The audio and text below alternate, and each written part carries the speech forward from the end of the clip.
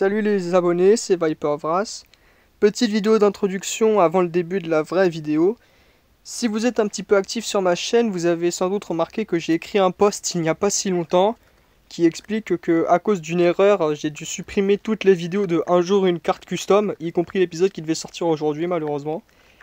Mais que pour compenser, j'allais tous vous les reposter sous forme d'une compilation qui va arriver après cette petite vidéo d'introduction. Et bien sûr, j'ai rajouté l'épisode qui devait sortir aujourd'hui, j'ai décidé de vous régaler, hein. C'est la promesse qu'on vous a faite avec Squelette, on tente de vous régaler.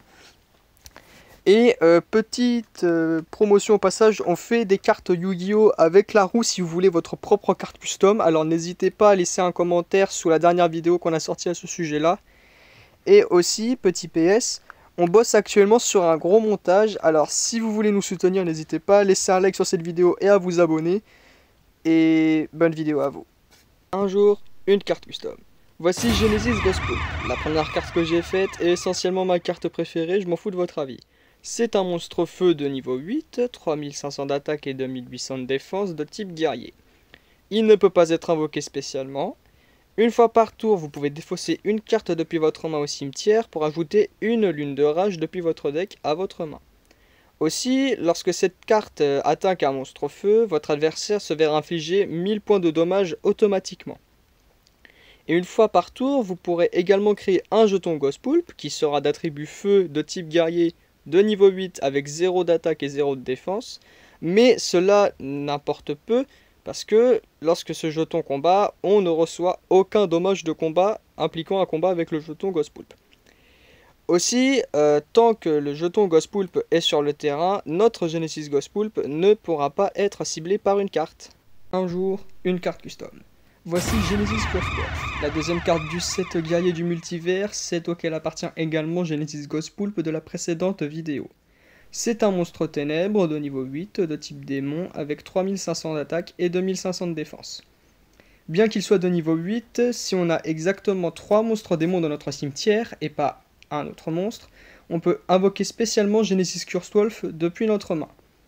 Son deuxième effet est que si notre adversaire contrôle au moins un monstre lumière, on peut choisir l'un de ces monstres et le bannir jusqu'à la end phase du prochain tour. C'est un effet certes puissant mais donc conditionnel car il faut que l'adversaire joue des monstres lumière.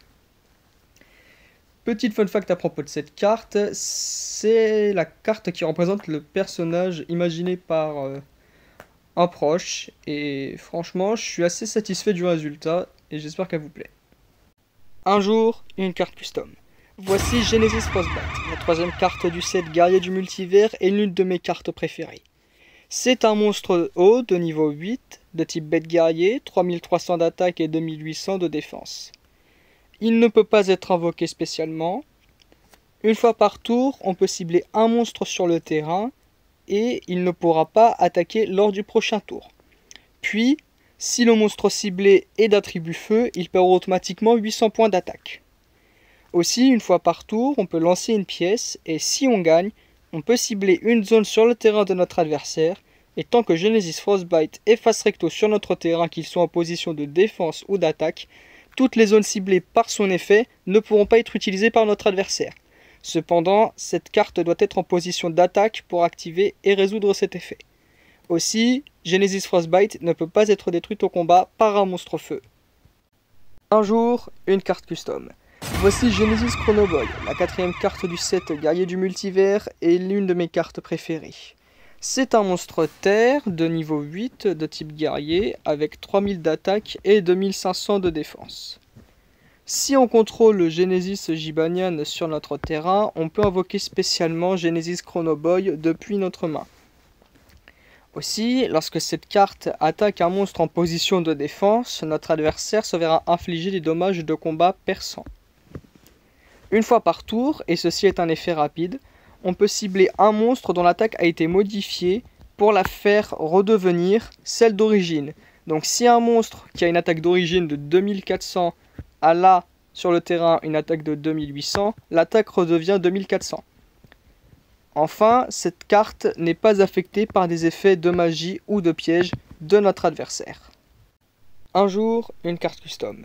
Voici Genesis Gibanian, la cinquième carte du set guerrier du multivers et l'une de mes cartes préférées. C'est un monstre feu de niveau 8 de type guerrier avec 3100 d'attaque et 2600 de défense. Si on contrôle le Genesis Chronoboy sur notre terrain, alors on peut invoquer spécialement cette carte depuis notre main. Aussi, lorsque Genesis Gibanian atteint un monstre en position de défense, notre adversaire se verra infliger des dommages de combat perçants. Lors de la battle phase, lorsqu'un monstre de notre adversaire dont l'attaque a été modifiée attaque Genesis Gibanian en position d'attaque, Genesis Gibanian va gagner une attaque égale à la moitié de l'attaque actuelle du monstre attaquant durant la damage step uniquement. Enfin, Genesis Gibanian n'est pas affecté par les effets de magie ou pièges de notre adversaire. Abonne-toi.